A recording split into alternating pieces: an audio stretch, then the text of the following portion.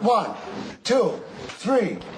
Albania, Albania, you border on the Adriatic.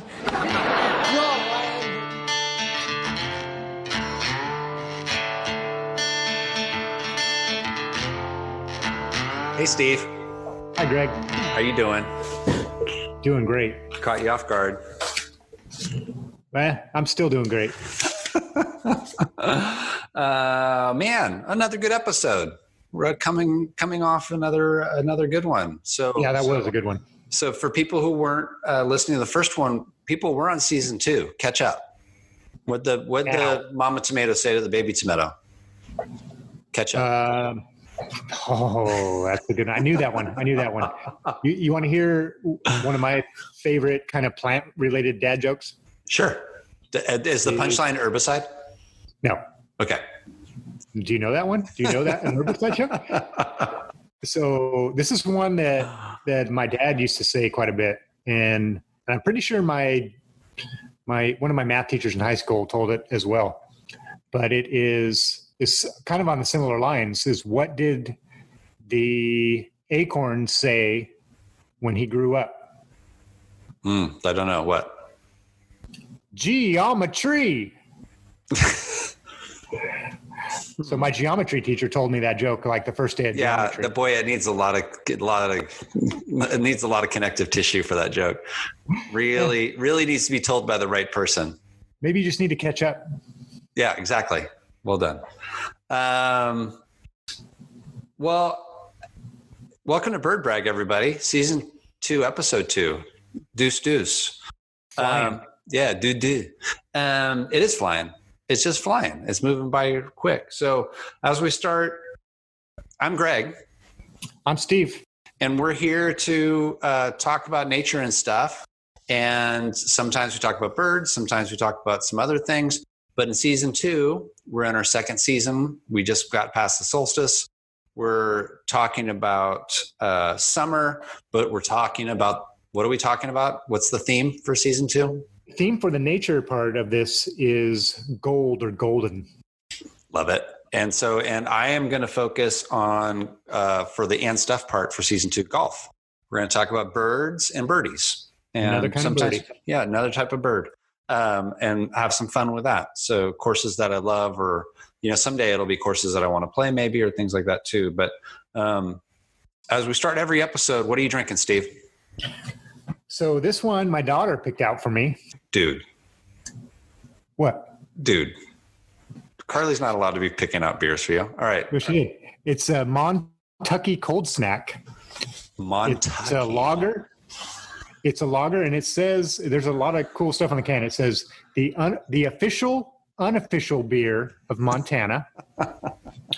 And it says they give 8% back to local causes. Love. And this is kind of cool here.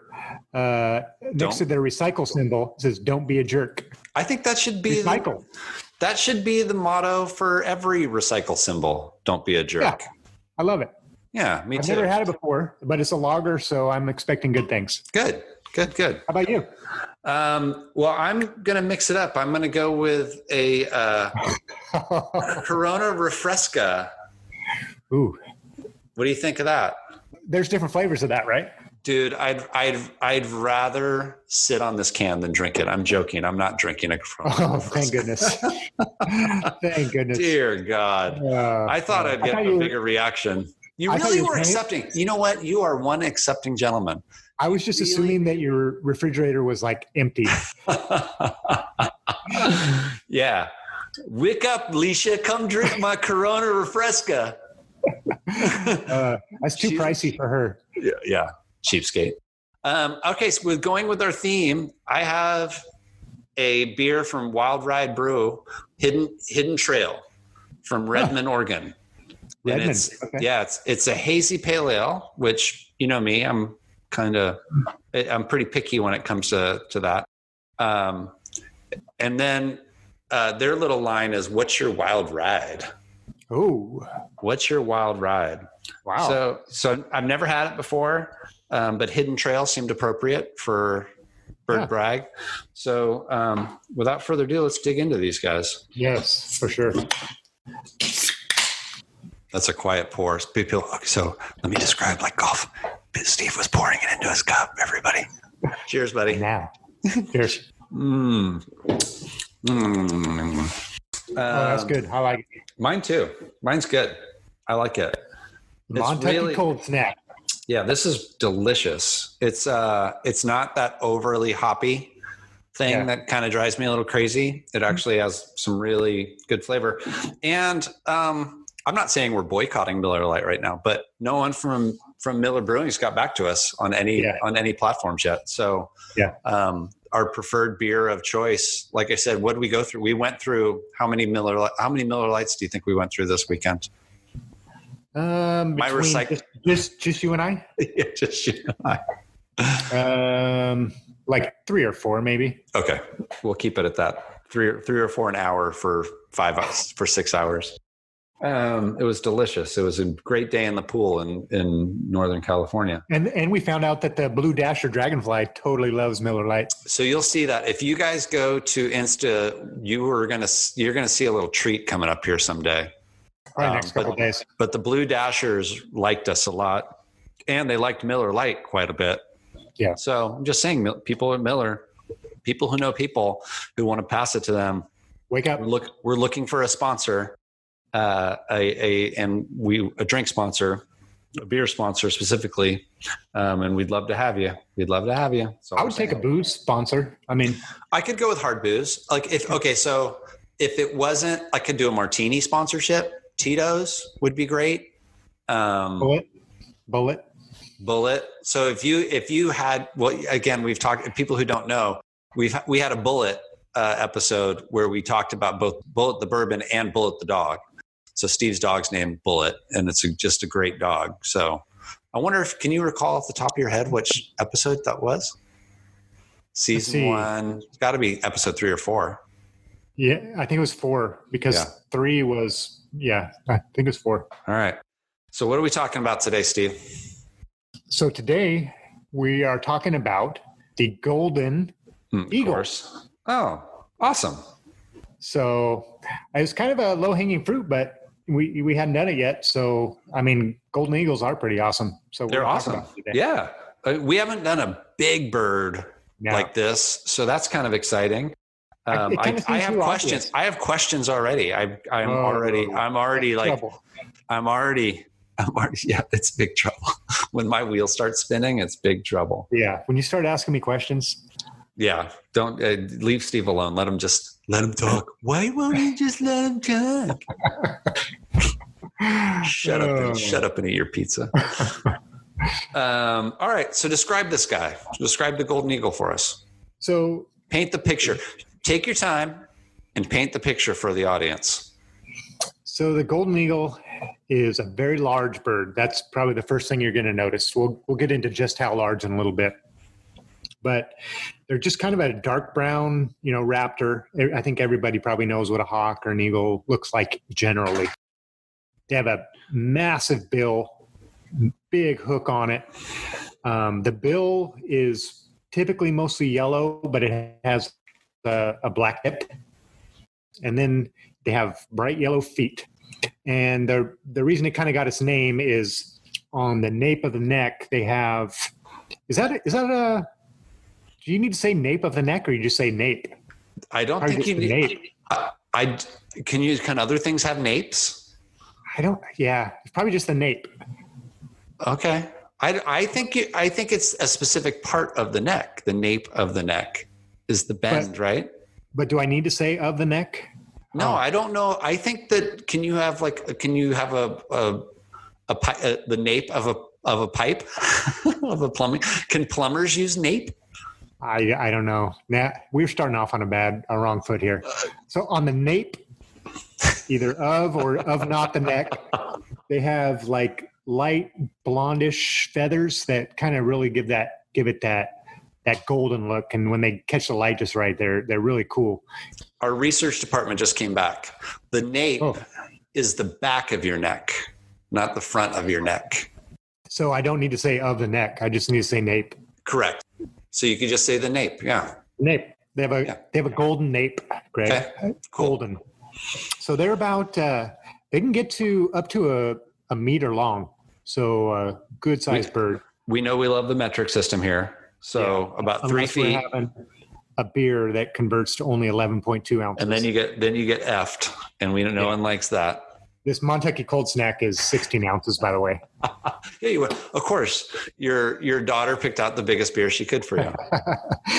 And their wingspan can be can be over 2 meters. So gigantic bird. Okay. Huge. And so in most raptors, maybe all raptors, I'm not sure off the top of my head, but the males are smaller than the females. I think we talked about this once, but the females, they got to lay eggs and things like that. And so they're laying these big eggs, and it's really beneficial, evolutionarily for them to be a big bird, because that's a huge energy requirement to lay that big giant egg, a couple of them. So they range in size. They have a pretty big size range from the small males to the big males, from 4 to 6 kilograms. So 9 to 13 pounds. In fact, there's one on record, I think it was from Wyoming, that weighed 17 pounds. So translate that into Miller Lights. Yeah. So we're going to put that 17 pounder as an outlier, not count them. But if you have a big female bird, in the 13 pound range, that bird is going to be pushing an 18 pack all by herself. An 18 pack, 18 Miller Lights. Yeah. Wow. That's big. It's heavy. Yeah. Drink that bird in. You don't want that thing sitting on your shoulder too long. Not too long. Although they do use them for falconry quite often. Stop it. They use these golden eagles. Yeah. Well, that's I don't know if people do that in this country, but definitely in Europe and Asia. So for pest abatement, lots of golf courses use falcons and owls and things like that. That's a whole new BirdBrag episode we can get into someday. Do you know much about that or anything about that? Yeah, we know a little bit about that, and we've had to do some of our own bird abatement activities, and sometimes using raptors can work, and sometimes it doesn't really have much of an effect at all. Oh, interesting. Cool. Lifespan, how long these guys live? So as you might expect from a bird this size, they live quite a bit longer than your average bird. The longest wild caught bird I know of was over 31 years old. Wow. And that was a Utah bird that I think it was first banded in like 1980. Wow. And then they recaptured it in, 2012, I guess? No. Yeah. 2012. So over 31 years old. But in captivity, they've had, I think the oldest one in captivity was like 46 years. Oh my God. Yeah. That's amazing. So like my age. That's my age, pretty much. A little younger than me, but yeah. Just think, there might be a golden eagle out there somewhere that shares a birthday with you. That would, there October? might be. You tell me. So when are they normally born? So they're primarily they're only a northern hemisphere bird. So they're going to be typically born in the spring in our spring. So it'd be rare or impossible for them to be born in October. I would never say anything is impossible, but I would say it probably has never happened. Got it. But they might share your birth year. There might be a golden eagle out there. That would be pretty cool. Pretty cool. For some people, yeah, that'd be pretty cool. All right. Thanks to Hollywood, I already can imagine their habitat and their nest. Like in my mind, because Hollywood has painted this, are these giant tops of the tree, ginormous nests that they could put we just found out, put a couple eggs in, an egg or two in. And it's like overlooking these beautiful vistas way up. So did Hollywood get it close? You're doing pretty good. So they do nest in trees sometimes, but more commonly they nest on cliffs. Mm-hmm. But they do nest in pine trees. But cliffs. So what Hollywood gets that right sometimes. They put them on the edge of cliffs and stuff. Yeah. And so they're pretty much restricted breeding wise to mountainous areas, and they nest with these, like you said, these huge vistas where they can see prey and overlook huge amounts. Oh, there's of an territory. advantage to that. That makes sense. Didn't put that together. Yeah, yeah, and their nests can be huge. So they typically use, like, they might build a couple nests and alternate between them every year, but they do build these giant nests. They can be like 8 to 10 feet across, or 8 to 10 feet wide, and What? 3 to 4 feet deep. What? In fact, there's a record of a nest, and these are nests that they are building on every year, and even outside the breeding season, they just kind of keep working on them. They recorded one that was 20 feet tall and 8.5 feet wide. What? Yeah, pretty much bigger than my house. Yeah. So I just want one of these for my backyard now. So how do I move one of these guys to, and then you can imagine how iconic that would be. Oh, make it nice and comfortable. Well, especially like I imagine, because you're talking about how deep it is, crawling into this thing, put it in the shade. Well, and they line them with like moss and down from plants or for birds and fur sometimes. So I think it'd be pretty cozy. Man, that's amazing. Yeah. That's awesome. Yeah. That's like something out of a children's book. A kid falls into a nest. Yeah. The bird takes care of the kid, feeds the kid. The kid thinks it's a bird. The kid, here's this parable. The kid is going to try to fly out of the nest. Ooh. And that's when things get real. The mama bird then has to tell the kid that it's not a bird, but a human. And it's the story of Stella Luna, isn't it? I'm describing Stella Luna now. So this is another version. This is our version of, do we know Stella Luna? Do we know this book? I don't know it, although it sounds vaguely familiar. So I maybe know it. The bat thinks it's a bird and wants to be a bird. Okay. And the mama bird eventually has to say, no, Stella, you're a bat. Yeah, you're a bat. And then the mama bird feeds it to the real bird babies. Rips it. Then it takes its talons, its raptor talons, and rips it apart and feeds it to the babies. Yeah. It's a real grim fairy tale at that point. Yeah.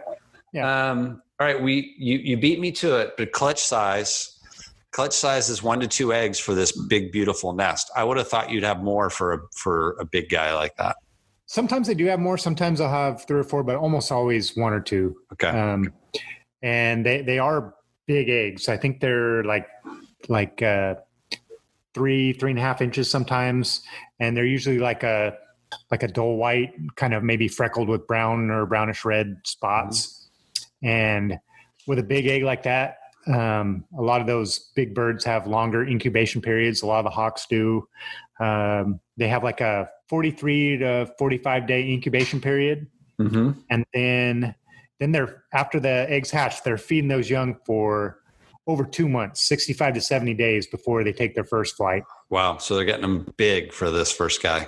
So 30 more days after they take their first flight, they're still with the parents and getting fed and relying on the parents. So it's, as far as birds go, it's a fairly long parental care period. Well, and I mean, these guys are big guys, so they need a lot of energy and calories. What are they eating? What's their diet consist of? Yeah. So they eat a lot of different things. They eat snakes, rodents. Probably their most typical prey are ground squirrels and rabbits. But every now and then, these guys will, although it's fairly rare, they will eat even bigger prey. They can take, sometimes they've been known to take full-grown deer. They've been observed killing seals. Wait, whoa, slow down. Seals. You did good on that one. That was good. I would have slowed that down myself. Seals and mountain goats. Bighorn sheep, pronghorn antelope. Although often they'll be the young ones of those, but and that's not a very common thing, but they have been known to take those prey items. Wow. And so are they eating? Are they feeding every day, or are they storing this stuff up? Will they eat and then not have to eat for a while? I think they'll probably eat every day, and they do also eat carrion. So I imagine if they killed something big, and they would maybe go back to it as long as something else hadn't scavenged it. But I think especially during the breeding season, they're definitely feeding their young every day. So they're getting stuff every day. Well, I watched American bald eagles in Alaska, in Southeast Alaska, feed on, we had cleaned some salmon and some halibut, and we threw it out for those guys to munch on. And that was like one of the most terrifying things I'd ever seen in my life. It was unbelievable. So I can only imagine these guys pulling a baby seal out of the water. To me, like bald eagles are like they're like the crow of the raptor family. Like You don't like them? The golden eagle is 20 times more badass than the bald eagle. You're going to get a lot of Americans really upset. I know. You're going to get, listen, we talked about Terrence and Phillip and Ike. This is the first Canadian. Oh no, we talked about Toonies and Loonies as well. We have a lot of Canadian reference. You might have to move to Canada here. Now, if Trump gets elected for a second term, you might want to move to Canada, but I might be on my way. Man, that's like, I don't think I've ever heard anyone say a single negative thing about bald eagles. It's a pretty controversial statement you're making here. When you're in Alaska, they're kind of like gulls there. They're hanging around the docks and waiting to be fed halibut guts and stuff like that. Slow your roll. Slow down. You wouldn't catch a golden eagle doing that, Greg. Dude, I think you need to think before you speak. I'm hoping this isn't the alcohol talking right now. No, it's not. This is a long-held opinion. Let's like take a breath here for a second. Let's have a little respect for the American bald eagle, just a little bit. All I'm saying is the bald eagle. You're getting real close. My favorite. You're getting real close to the mic. We found two things that aren't your favorite. That's great. Starlings and bald eagles. Let me back up a little. Getting real close to the mic. Okay. Well, that's amazing and terrifying. And I guess it does make sense after witnessing some other big raptors like that. What else you got for us? So we didn't talk totally about the range. We kind of brushed on a little bit, but they do like the mountainous regions and those areas where they can get that vista, but they're what they call a whole Arctic species. So they're basically in the entire northern hemisphere, all the way around both east and west. So they're found in Asia, Europe, North America. They're found down into northern Africa. But yeah, so they're both in the Paleoarctic and the Nearctic. Are they endangered by any means, or are they doing okay? They have declined in the past. I wouldn't say they're endangered. They have a fairly healthy population, although they're protected in, at least in the United States. I'm not sure about in other parts of the world, but they seem to be doing okay. Although they're not super dense, but a lot of that might be just to the fact that they have these immense territories where they live. They have, as you imagine, these big birds, they need more area. I think we talked about the cactus wren having like a 2-acre home range or something like that.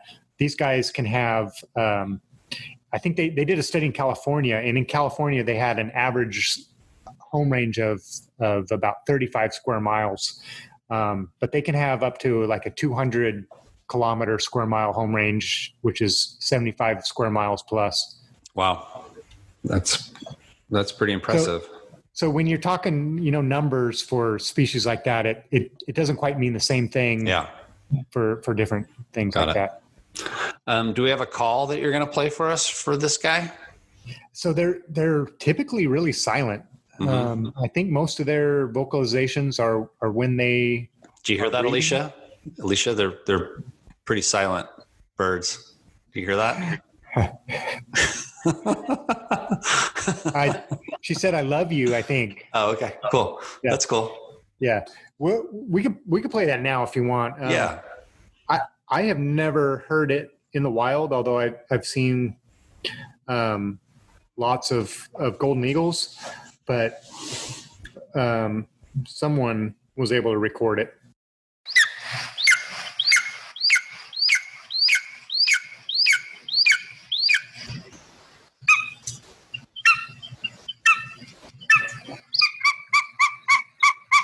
So they're pretty quiet. I think they just let their walk do the talking, or their flight. In fact, and they're maybe one of the two fastest animals on the planet. I think them and the peregrine falcon when they're diving on prey. So they estimate that the golden eagle can reach speeds of 150 to 200 miles per hour. Wow. That's crazy. That's pretty solid speed there. Yeah. That's pretty amazing. Terrifying in a lot of ways. All right. Yeah, you don't want to be at the bottom of that. Can you imagine getting hit by something that's 13 pounds that's going 150 miles an hour? That's lights out, right? I mean, on both sides of it, though, they're gonzos too, though, right? Yeah, I don't know how that works quite, but yeah, somehow it works. We see what it's like to get hit by a fastball for these guys. What's a baseball weigh again? 8 ounces? Oh, I don't think it's even that much, is it? Is it? I don't know. No, I can't even imagine. It's getting hit by a bus at that point. Yeah. What else you got for us? Did we do it? No, we got a few more things. I mean, they do have a little bit of some courtship rituals that they do. You know, I love the courtship rituals. Yeah, I mean, it's not quite lark sparrow level. Okay. But the male will take a stick or a rock and carry it up, and they'll drop it and then dive on it and catch it out of the air, like playing catch with himself. And they'll do that a few times. That's and awesome. Then the female will actually kind of do the same thing too after the male does it. So yeah, that's pretty cool. And then interestingly, at least, and maybe in other countries too, but in the United States, they were kind of considered like a pest for a while. Between 1940 and 1962, they estimated that they killed at least 20,000 golden eagles, and mostly from aircraft, like when they're on the ground or in their cliffs or whatever. But then in 1962, since then, they've been protected. So they've started to rebound a little bit. Their population did dwindle quite a bit. They didn't have the same problems with pesticides, like with DDT and the eggshell thinning that a lot of the other species did, because they don't eat fish and things like that, where the DDT would accumulate up through the food chain. So they didn't have that problem, but they did have some problems with, being treated as basically a pest predator animal that needed to be controlled so that sheep could live. But there's not really a lot of evidence for them killing a ton of sheep. Like I said, they certainly have the capability to kill livestock, but it's not something they do very frequently. All right. What about names? Do these guys go by some other names? We love this part of the show. Yeah. So they got some pretty cool names. Okay. One is the American warbird. These tickle me. You know how these tickle me. I love it. I am painting American warbird on the side of my car. The American warbird. Yeah. You totally should. Oh, yeah. That's happening. Okay. The bird of Jupiter. Why? Was he like a god of war or something like that? Yes. So yes. So I'm sure that's why. There you go. That makes sense. As soon as you said it, that makes sense. Yeah. The king of birds. Kind of like Budweiser. Exactly. I mean, they have an American eagle on their can. They don't have the golden eagle, do they? No, I think they have a bald eagle. Oh man, they seem to really have missed an opportunity there. Yeah. Now watch us be corrected and watch it be a golden eagle, which would be cool. But someone would tell us. That would be cool. That would be cool. Yeah. And then, would you take a sponsorship from Budweiser? Oh yeah, I told you my dad drank Buds. I forgot about that. I am not a hater. I prefer Miller Lite. It's my preferred beer. But if Miller Lite's not available, Coors Light and Bud Light can go fuck themselves. Budweiser is where it's at. So love it. Okay. So and then one more for you, the Royal Eagle. Great. So these are all great. These are like, he doesn't have a bad nickname. No. This is like the cool kid in high school that doesn't have a bad nickname. Well, are you going to say anything bad about something that weighs as much as an 18-pack? You already did. You just went off on the American bald eagle. The bald eagle's not quite as big. I don't care. You prove that everyone's got an opinion on these things. Okay. You're right. Yeah. All right. Well, did we do it? So the only one other thing is the Golden Eagle is the most common official national animal of countries in the world. Oh, that's a good So I'm going to give you a list of the countries that this is the national animal of. Okay. Albania, of course. Albania. Do you remember that episode of Cheers? No. You border on the Adriatic. Coach is trying to teach Diane. I didn't watch much when Coach was on Oh, dude. Okay, keep going. there. Germany, Yeah. Austria, Mexico. Of course, they got the eagle with the snake, right? Yeah. And that's a golden eagle in their crest. Apparently. Cool. And then one of our favorite countries, Kazakhstan. Oh yeah, of course. I mean, what's not to love? I mean, Borat just destroyed. He made us all love Kazakhstan. Yeah. So by making fun of America and Kazakhstan. Yeah. Yeah. All right, man. Well, you nailed it. Another good one. Good. Yeah, another good one. I wasn't sure how that one was going to go down. Yeah, when it went down like a frosty Miller Lite. It was good. Or Montucky. Does Montucky go down like a frosty Miller Lite? I don't believe so. It goes down pretty good though. I think I see by the way you're drinking it, it goes down pretty fucking fast. Yeah. All right. So let's remind people that we follow us on Instagram, find us on Instagram, find us on the Twitter box, YouTube, and then if you have any ideas or suggestions, birdbrag at gmail.com. We'd love that. And then we didn't even mention it. You hear that? That sounds angry. To know Steve is to be mad at Steve. For those of you who don't know, that's the name of that track. And that's our transition to And Stuff, everybody. And we love this track, but we had a base-off recently where this track won. So if you have a musical interlude you want for our And Stuff for season 2, or maybe it leads into season 3, maybe we have some sort of base-off at the end going into That'd be awesome. 3. But that's our transition into And Stuff. And this season, And Stuff is all about another sort of birdie, golf, birds and golf. And we're having a lot of fun with this one. We're talking about golf and, I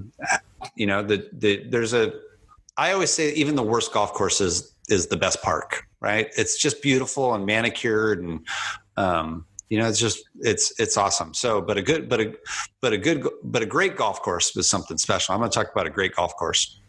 We're going to give a little love back to Sacramento region. We're going to talk about Haggin Oaks and the Haggin Oaks Golf Complex, because a lot of people don't realize that if you wanted to play a Alistair McKenzie golf course, you don't have to play Pasatiempo or Augusta National, or go back to his native land and go to Scotland. You can play golf right here in Sacramento for a very affordable price and play an Alistair McKenzie designed golf course.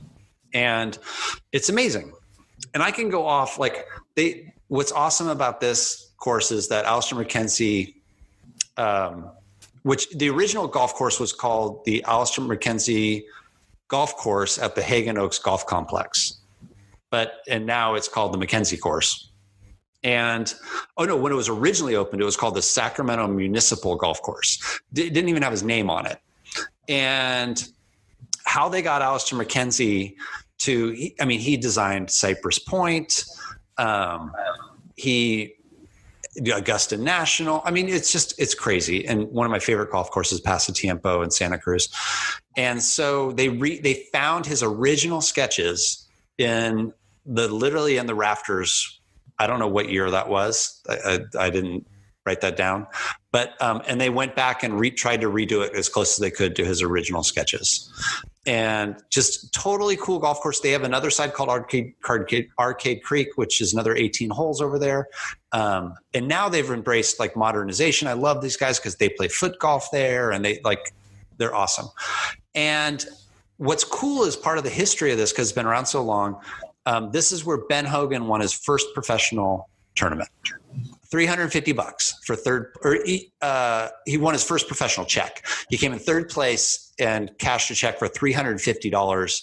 And that's in 1938. So that's pretty good. Some good change. And that was called the Sacramento Open back then. And then Gene Sarazen, also known as the Squire, he played there in the Sacramento Open. And then players like there's Natalie Gulbis, Annika Sorenstam, Johnny Miller, like all these people who they have pictures of playing this course is just amazing. And the hole that I wanted to talk about was the third hole, and it's a par 3, and it's kind of this wicked little par 3. And it's what's neat is that there's trees on the left, and it makes you kind of want to play a draw if you're a righty to get in there. And this is, again, years ago. I've seen 2 holes in one on that one hole, not at the same time, but on that same hole. And one was with in a group I was playing with a client at the time. And I've also seen multiple holes in ones by clients in other holes too. I've never had a hole in one. I've played a lot of golf and was a decent golfer for a long time. And my brothers and I play a lot of golf. None of us have had a hole in one. None of us. And when I birdie that hole, and I go out there quite often, like this time of year when the sun doesn't go down till 8:30 and you can play golf till about 9:15, I go out there and it's like late at night and it's getting cold and you take a cart and play there. I played a lot. And when you could put and I'm going to say it plays like 160 yards. So for me, because I don't hit the ball very far, that's a set of strong 7 or a 6 iron. And so to put it close is good. And so when you birdie that hole, you feel pretty good about yourself. But that course is it's a gem, and we're lucky to have it in Sacramento in the region. We're lucky to have it in California, to be honest with you, and just really cool. So that was the other birdie brag talking about Alistair McKenzie course, the McKenzie course at Haggin Oaks. Have you ever played at Augusta? No. So I went, and in the 2000 Masters, I got to go watch the practice round at the Masters, and we couldn't get over to see the par 3 tournament that day because it was Wednesday, because it was so packed and so busy. And that was the year after Tiger won it and Vijay Singh won it that year. But I got to go to a party for Max Fly Golf, and all these golfers are walking around, and it was just that's a whole different experience I'll have to talk about sometime. But so I've set foot on Augusta, but I've not played it. Yeah. And who knows at this point if I'll ever get to play that, but that would be a pretty amazing treat. All right. What did we learn today, Steve? We learned about the Golden Eagle, and as you said, this massive raptor with a massive bill.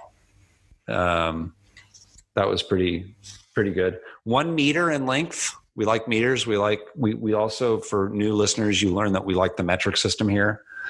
And a 2 meter, 6 foot long wingspan, big wingspan, huge. As big as my wingspan. That's as big as my wingspan. Yeah. I'm a 6'2" shrinking man.